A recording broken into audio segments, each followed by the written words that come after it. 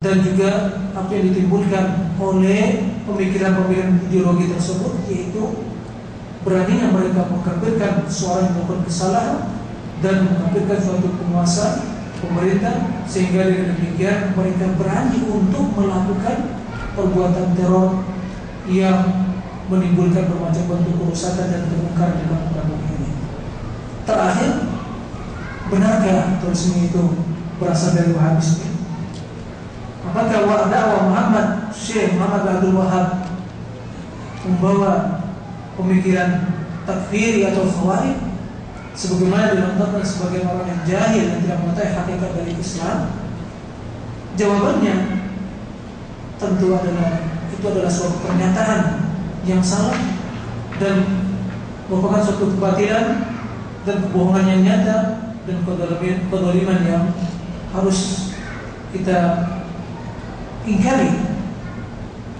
Sebab tidak lain dakwah Syekh Muhammad Abdul Wahab kecuali yang mengajak manusia kembali pada ajaran Islam yang murni, menyampaikan tauhid, mengajak pada akidah Islami yang benar, mengajak manusia kembali pada Al-Quran dan Sunnah sesuai dengan pemahaman generasi terbaik umat ini.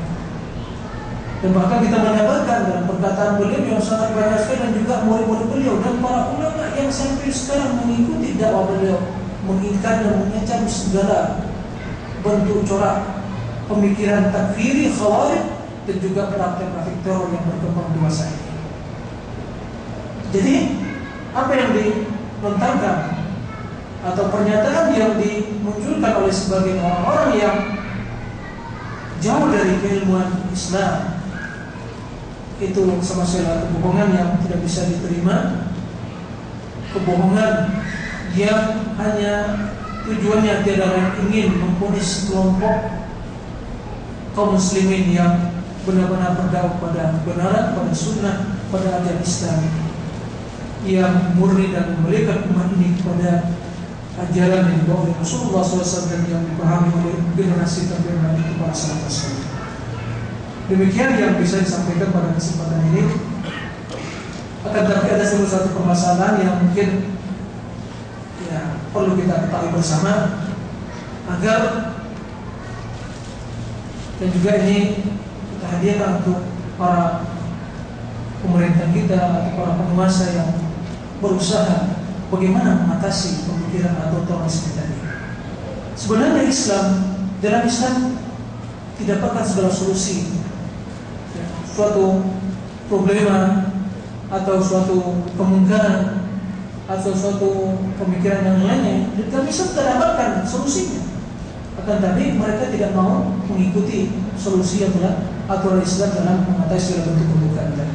Maka di antara hal yang harus diperhatikan untuk memberantas dan mengurangi terorisme tadi adalah itu untuk kembali mengkaji, memerangi pemikiran dan terorisme tadi. Kalau pemerintah betul-betul serius memerangi terorisme, mari perangi juga pemikirannya. Sebab praktek teror tersebut tidak akan muncul kecuali dari pemikiran takfir, pemikiran atau ideologi yang salah terhadap Islam. Sehingga mereka ingin melampiaskan, ingin mewujudkan sikap atau ideologi yang salah tadi dengan cara melakukan teror seperti itu. Bahkan kita melihat juga banyak otak-otak dari para teroris tadi yang bahkan tatkala mereka di penjara malah diberi kesempatan untuk menulis kitab yang untuk menuangkan pemikiran takfir mereka. Nah, cara seperti ini membuat kita bingung, apakah benar pemerintah serius dalam mensikapi dan memerangi para terorisme tadi, para teror tadi? Seharusnya perangi pemikiran, perangi praktek teror di lapangan dengan segala kekuatan militer dan kekuatan yang dimiliki oleh pemerintah, dengan tim Densus berapa 88 ya untuk yang dikhususkan untuk memerangi terorisme, juga dibentuk suatu panitia atau badan yang untuk yang tujuannya memberantas pemikiran terorisme dari akar-akarnya.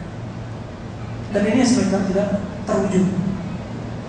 Habis praktek terorisme di lapangan, akan tapi akan muncul nanti juga orang-orang yang akan mewarisi pemikiran terorisme tadi, itu takfir tadi, al-khawarij tadi.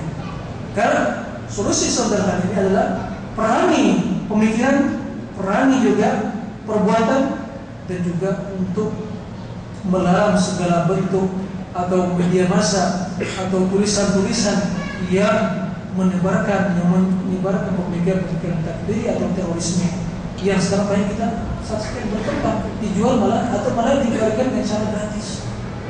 Nah ini tentu kontradiksi yang terjadi dalam mensikapi atau cara mengatasi terorisme. Demikian semoga negara Islam ya, dan juga khususnya negara Indonesia Nusantara kita cintai diselamatkan oleh Allah dari berbagai bentuk perbuatan teror dan dihindarkan dari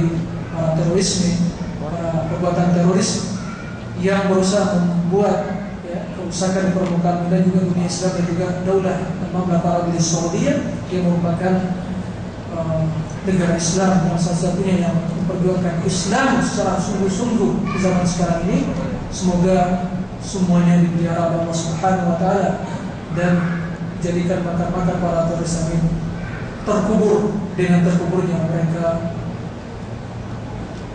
dan dengan terkuburnya mereka juga dengan meninggalnya mereka dan juga habisnya pemikiran tersebut. Demikian Allah. Semoga apa yang disampaikan tadi bermanfaat bagi kita semua dan juga bagi yang lainnya. Di sini ada beberapa pertanyaan seputar masalah materi yang kita sampaikan. Bagaimana menjelaskan fakta sejarah yang mengatakan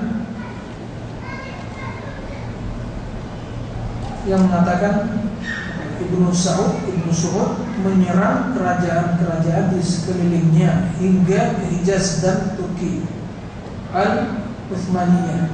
Mereka mengatakan teror ini berasal dari Ibnu Saud. Kalau kita melihat dari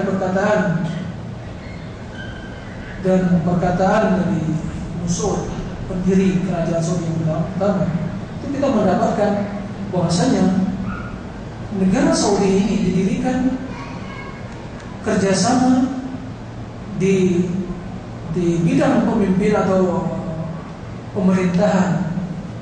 Itu adalah bin Saud dan juga dan masalah penyebaran dakwah dan Islam dibantu oleh Syekh Muhammad bin Abdul Wahhab. Kita tidak mendapatkan dalam perkataan-perkataan mereka, dan landasan dari negara ini adalah perkataan yang mengatakan atau menyetujui, merestui pemikiran takfir dan khawarij tadi. Bahkan mereka memerangi pemikiran tersebut. Adapun fakta sejarah mengatakan bahwa mereka Ibnu Saud menyerang kerajaan-kerajaan di sekelilingnya. Waktu itu belum ada satu kerajaan, tapi dalamnya ada berbentuk kabilah-kabilah, suku-suku. Dan beliau mengajak mereka untuk ke jalan Allah, untuk bertauhid. Mereka dakwahi terlebih dahulu agar mereka kembali pada ajaran Islam dan meninggalkan praktik-praktik syirik yang mereka lakukan. Jadi bukan begitu langsung mereka memerangi atau memerangi kabilah-kabilah atau suku yang ada di sekelilingnya, tidak, tapi diajak dulu terlebih dahulu pada Islam untuk mengibadati Allah Subhanahu wa taala. Sebab kita mengetahui bagaimana Jaziratul Arab tatkala munculnya dakwah Imam Muhammad bin Abdul Wahhab dengan kerajaan Ibnu Saud. Itu kesyirikan yang berkembang. Orang tidak lagi membadati Allah, membadati kuburan, pepohonan, batu-batu dan seterusnya. Dan inilah kesyirikan yang diberantas oleh mereka. Mereka diajak untuk bertauhid. Maka orang yang telah sampai dakwah tauhid pada mereka dan mengingkari, dia tidak mau ikut dan bergabung, tidak mau masuk pada tauhid, itu yang diperangi oleh mereka.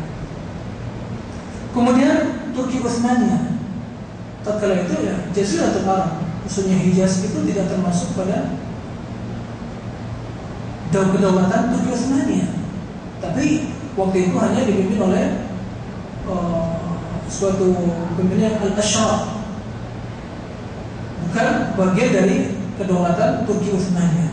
Maka dalam hal ini bukan berarti beliau memerangi atau berusaha ingin melakukan kudeta terhadap Turki Utsmaniyah, tidak.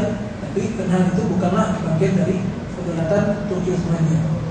Jadi pada hakikatnya tidak ada dari pemikiran atau asas dari negara Mamlakah Saudi itu yang membenarkan sikap teror seperti itu. bahkan asasnya Al-Quran dan Sunnah, dan mengajak pada untuk keadilan, kedamaian, dan untuk menjauhkan segala bentuk kezaliman. Bahkan perkataan pendiri yang ketiga, yaitu Malik Abdul Aziz, sangat jelas, sangat terang menjelaskan pada kita bahwasanya beliau adalah orang yang mengajak pada Al-Quran dan Sunnah, dan yang dipahami oleh generasi terbaik itu salafus saleh. Wallahu a'lam. Barakallahu fiik. Ya Ustaz, apakah Khawarij masa kini yang berkembang di Indonesia, PKS, Partai Keadilan Sejahtera, apakah yang dimaksud dengan hadis berpakaian tetapi telanjang, dan bagaimana kedudukan hadis tersebut? Apakah Abdullah bin Sabah al-Yahudi? Pertama, pemikiran Khawarij sampai sekarang masih tetap ada yang mewarisi, ada yang mewarisinya. Akan tetapi untuk kita langsung memvonis suatu pergerakan secara umum, secara keseluruhan mereka berpemahaman seperti itu suatu sikap dan hukumnya tidak benar juga. Sebab juga karena di IM, Ikhwan Muslimin itu mereka juga pemahamannya bertingkat-tingkat. Tidak semua juga yang cocok dengan cara praktik terus seperti itu. Oleh karena itu, dalam hal ini kita tidak bisa menghukumi secara umum, secara mutlak bahwa mereka adalah Khawarij. Tapi pemikiran mereka banyak terkontaminasi oleh pemikiran Khawarij, sehingga berusaha untuk mengembalikan daulah Islamnya itu dengan cara-cara kekerasan. Dan kita tidak bisa menghukumi masa yang KS, Partai Keadilan Sejahtera Khawarij, tidak bisa cara umum kita menghukumi seperti itu. Tapi ada di antara aktivis-aktivis mereka orang yang pemikirannya terkontaminasi atau bahkan yang pemikirannya sudah dikontaminasi. Sebab Ikhwan Muslim sendiri itu banyak tingkatan-tingkatannya. Tidak bisa kita menghukumi secara mutlak. Maka jawabannya tidak bisa kita menghukumi secara mutlak bahwa mereka adalah Khawarij. Tidak. Di antara mereka ada niat yang baik, tapi niat yang baik tidak cukup untuk memenangkan suatu masalah. Mereka mengancam juga perbuatan-perbuatan seperti itu. Kita hanya menilai secara zahir, apa yang ada hati mereka tidak tahu gitu. Tapi banyak juga di antara aktivis-aktivis jamaah Islam, pergerakan pengganti yang terpengaruhi dan terkontaminasi pemikiran Khawarij.